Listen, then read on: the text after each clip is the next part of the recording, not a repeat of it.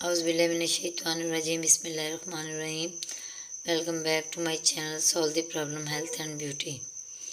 आप सब कैसे हैं? उम्मीद करती हूँ कि आप सब खैरियत से होंगे। आज मैंने आपके लिए फिर बहुत ही अच्छी बातें लिखी हैं जो कि मैं चाहूँगी कि आप लोगों से शेयर करूँ ताकि इनसे आपको भी फ़ायदा हासिल हो सके। क्या करना है कि सुबह सवेरे हरा धनिया दही में डालकर खाने से मुंह की बदबू ख़त्म हो जाती है। दही में हरा धनिया पीस कर, ठीक है, खाने से मुंह की बदबू ख़त्म हो जाती है। नंबर 2, 4 मगज़ का तेल सर पर लगाने से दिमाग तेज़ हो जाता है। 4 मगज़ का तेल मिलता है, ठीक है, इसको अगर हम सर पर लगाएं तो दिमाग तेज़ हो जाता है। और ये याद रखें कि कोई भी तेल अगर आप अपने बालों में लगा रहे हैं तो उसको हमें थोड़ा सा नीम गर्म कर लेना चाहिए। नीम गर्म करके पानी लगाएंगे जो हम तेल, उसका ज़्यादा फ़ायदा होगा। और मज़ीद 2 खुश्क अंजीर खाकर और ऊपर से 1 कप पानी पीने से जोड़ों के दर्द में आराम मिलता है।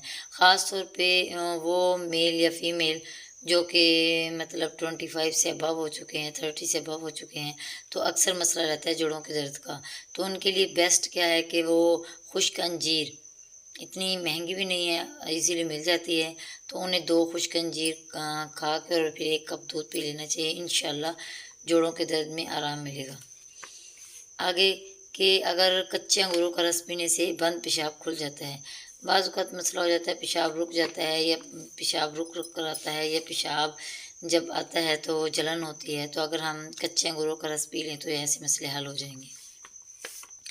हाई ब्लड प्रेशर का मसला हो तो कच्ची अंजीर का दूध पीने से हाई ब्लड प्रेशर कम हो जाता है।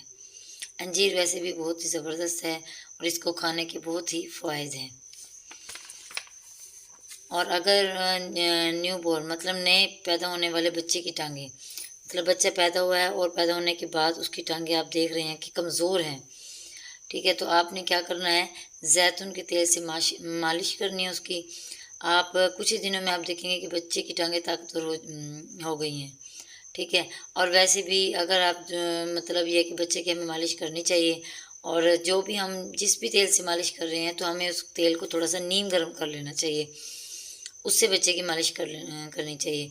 और ये तो ख़ास तौर पे बताया गया है कि अगर बच्चे की टांगें कमज़ोर हों तो फिर हमें जैतून के तेल से उसकी मालिश करनी चाहिए। और मज़ीद जैसे कि अब गर्मी आ रही हैं और गर्मियों में ऐसे इंसान जिनमें से स्मेल नहीं आती उनमें से भी आने लग जाती है। तो क्या है कि अगर आपके बगलों में से स्मेल आ रही है तो आप उसको कैसे कवर कर सकते हैं। आप रात को बगलों में फटकड़ी का टुकड़ा रखने से तो क्या हो सकता है, बगलों से पसीने की बदबू नहीं आएगी, मतलब आहिस्ता आहिस्ता ख़त्म हो जाएगी, ठीक है, क्योंकि गर्मियों में तो ज़रूर पसीने की स्मेल आती है। और शहद के सिवा हर मीठी चीज़ जहर है। शहद, खजूर, इनमें तो शफा है, ठीक है। और शहद, खजूर तो ऐसी चीज़ है जो कि शुगर वाले मरीज़ को भी खाने से उसको मना नहीं किया जाता, इसलिए शहद पीना तो बहुत ही बेस्ट है, खाना, चाटना, या पीना शहद को।